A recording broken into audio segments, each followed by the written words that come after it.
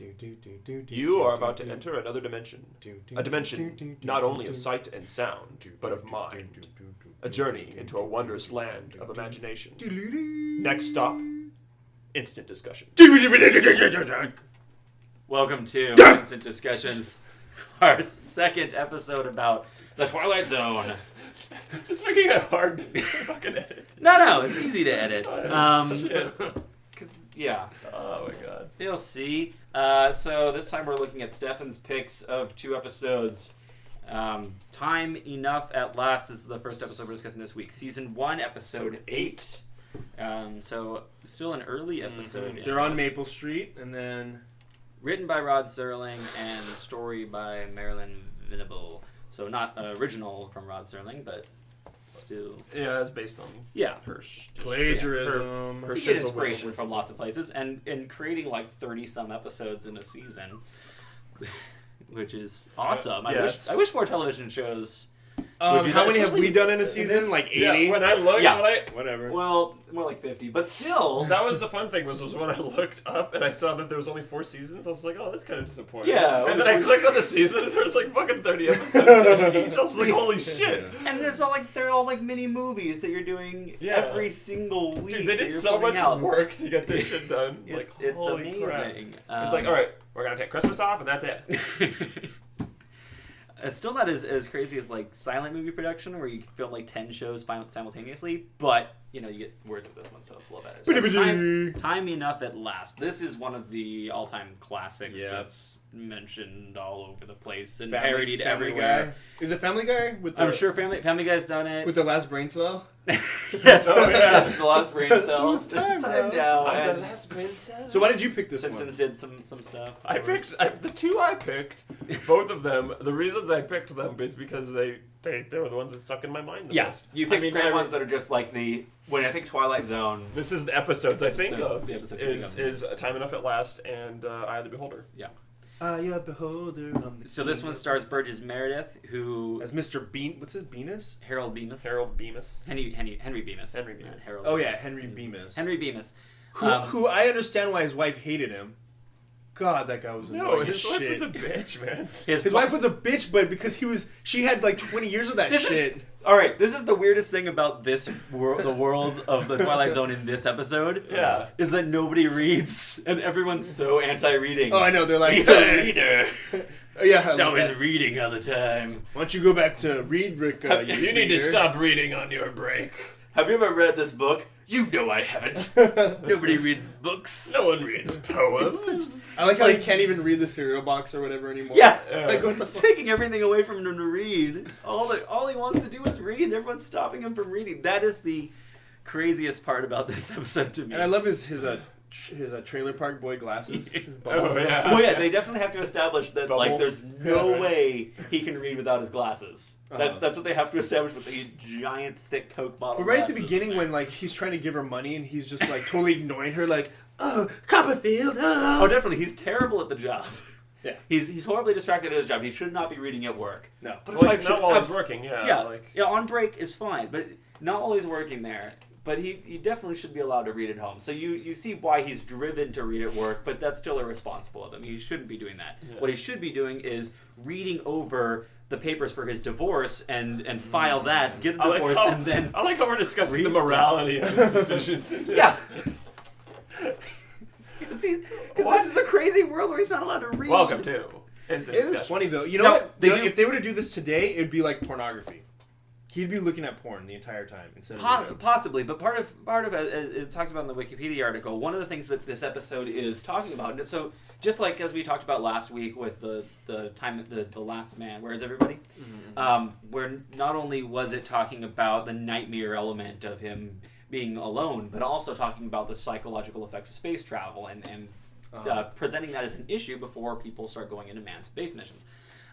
So this one, it's on the surface level. It's the last man on Earth. You finally you enter the wasteland and no one's around. And he has to deal with there not being anyone there and the loneliness of it. But then realizing that he can fall back on his books and then having that taken away from him. So there's that element. That's the base element of the story. That's the nightmare of it. But the other stuff that it talks about is the social elements of anti-intellectualism, especially in the dawn of television that Twilight Zone's entering. And that's kind of the start of people with the rise of movies and television and people being taken away from books. And, even in any society, even before that, you have people ignoring. And now people just sit around and watch Netflix all fucking day long. And Terrible. then do podcasts on it. Yeah, I know. Stupid. Really? Like, seriously, people. What's worse than people that do podcasts on it is people that, like, listen to the podcast about it. Like, those that's people are annoying as shitballs. just wasting their lives. Look, it's already recycled material, right? Like, Yeah. come on.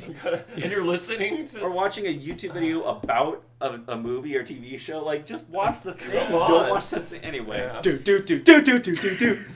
So... Oh, man. And some discussions. Also saying the dangers of reliance on technology. Soon the audience will buy it. Craziness. This is before they even had as much of a reliance on technology as we do now. But what about that CG, right? Oh, man. Man, I felt like I was in Mad Max. It was awesome. The card games? I know.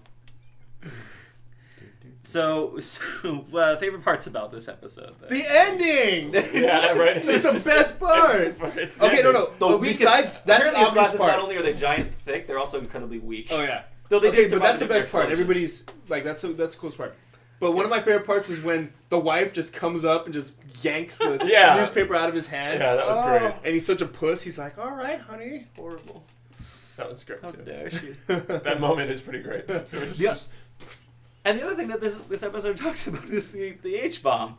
Oh, yeah. Like, the realities of nuclear annihilation, and that a bank vault is your only safe haven. Because when you were to leave after, like, the air quality is still Yes. okay. No, yeah. It doesn't affect the food at all. Radiation. It was in goes cans. away. Yeah, the Yeah. cans are fine. All you need is a thin sheet of metal.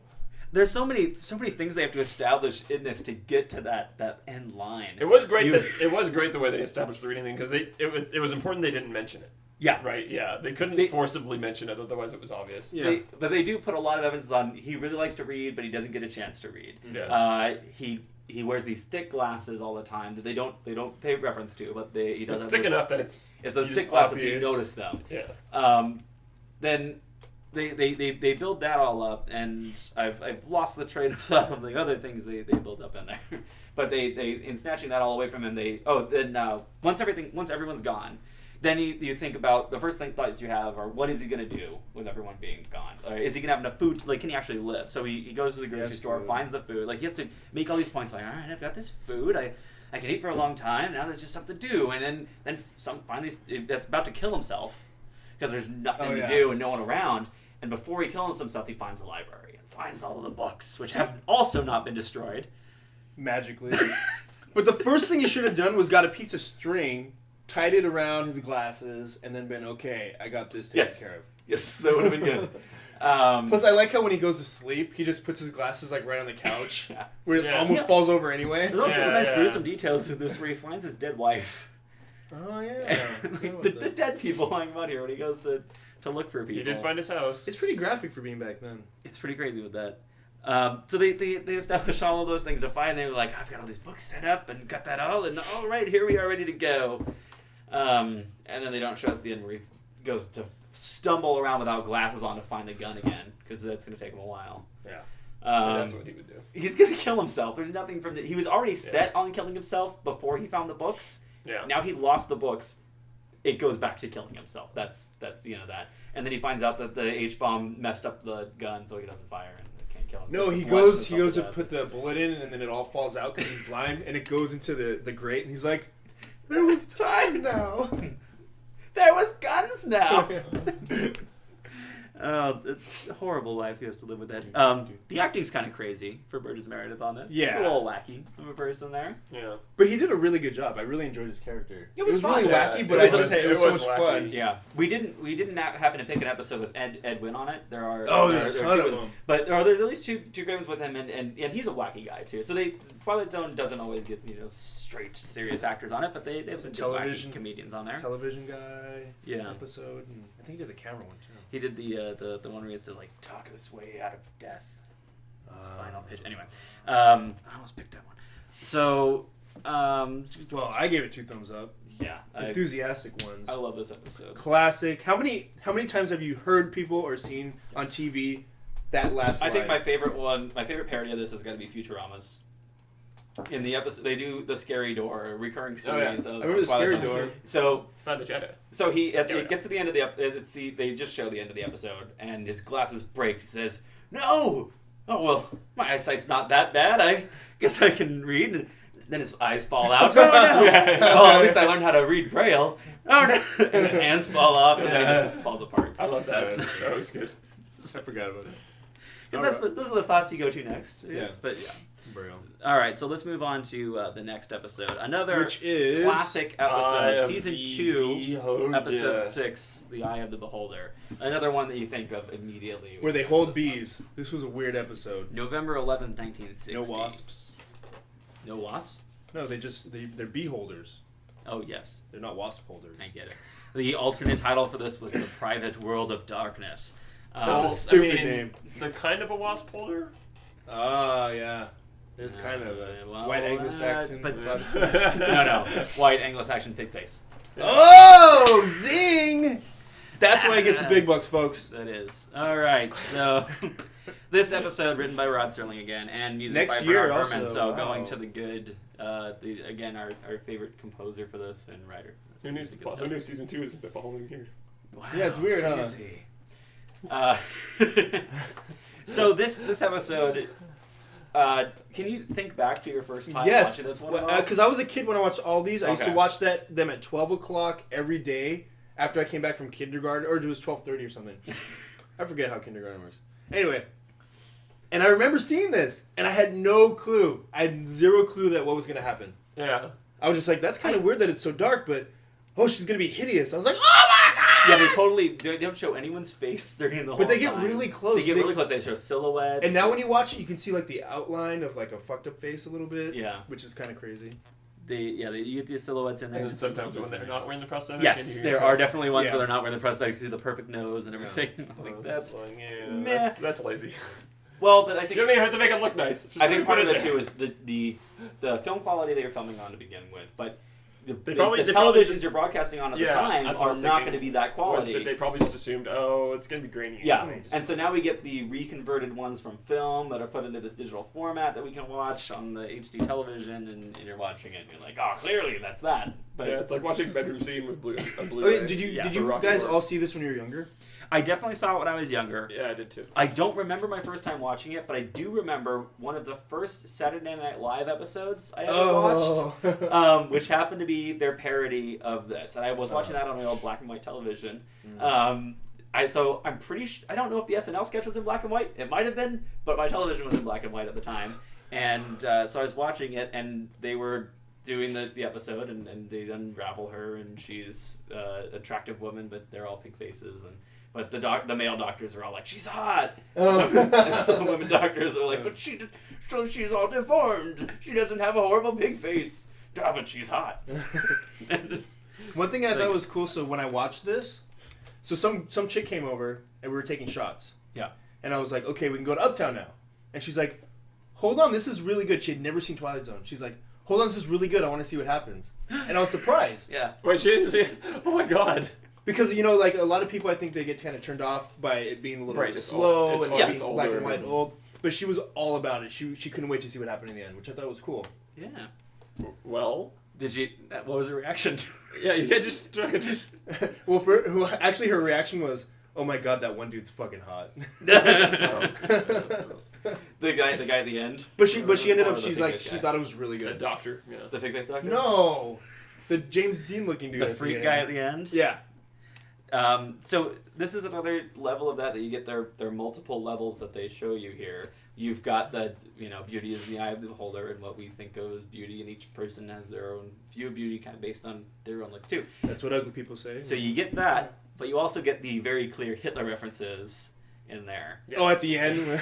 With their pig face Hitler, who's extinguishing everyone who's not of their perfect pig face race. And that kind of came out of left field. Like, Yeah. it was like, Yeah, okay, that I was a little didn't. Yeah. totally. And then all of a sudden, within like 3 minutes, it was like, ach nein! And you're like, what the fuck? Oh, but Seriously? I he really was like in that. his The doctor being like, "Oh, can't we? I'm conflicted about what we're doing. Why can't these people still?" Yeah, so This is definitely a memorable one. and I love all the levels of it with that, and it's again one of those I can't watch for a first time again. You can't watch it for a first time. You can never watch this one the first time ever again. So it's really cool to be able to watch it with someone who hasn't seen it before. Yeah. That's the only way you can do that. I need to find somebody who hasn't seen it. Yes. Have you seen the Twilight Zone? Yes. You're useless to me. Go to me. We're not friends anymore. Just keep going on. Watch it with a Sorry, kitty. Anything you didn't like about this episode? No, Maybe. not really. Yeah. It was. The reveal was awesome. Mhm. Like when I first watched it, Right, even now yeah. you're like, you know what's gonna happen. It does take a long time to Yeah, they unravel all- that thing. Yeah, that's really annoying. It's all it takes to fucking. But the thing is there's the tension, right? Like when Yeah. you don't know what's gonna happen, the tension was there. And they start slowly building the Where you thing want to of- fucking see what's under that mask. Yeah, you want to see what's under there. They have the whole dilemma is built up beforehand of what's going to happen to her if this isn't successful. They've tried this so many times. If it's not successful, she's going to be sent off to ghetto. She's going to be sent off to this other place, or like she wants to die. Yeah. Yeah, she wants euthanasia. She doesn't want to live looking the horrible way that she looks. And you keep building that up. So that the stakes are raised, plus we have to know what she looks like under there. Yeah. And even after the reveal happens, because you've built up that tension and the drama of what's going to happen to her, you also have to have that built up in there. So, on many levels, very good. Oh. Yeah. Anything else to say about this episode? It was good. Thumbs up. Oh yeah, so good. I see it. You Alright. see it. That are two for you. My 2 Alright. thumbs up. Ratings are in the eye. Of the beer holder. Dun, dun, dun, dun, dun. I don't remember Yes. which So, one. Tony, Tony's 2 episodes. Did you take both? First First season. season, The After Hours, season 1, episode 34, The After Hours, season 1, episode 34. and then okay. season 2, episode episode 17. But the name of it is 22. Completely confusing. Yeah. Why would you not make that the 22nd episode? All right. Even though it's episode 17, the name of it is 22. or at least episode 2 of season 2. Or in Oh, Spanish, it's what? 22. I All right. think.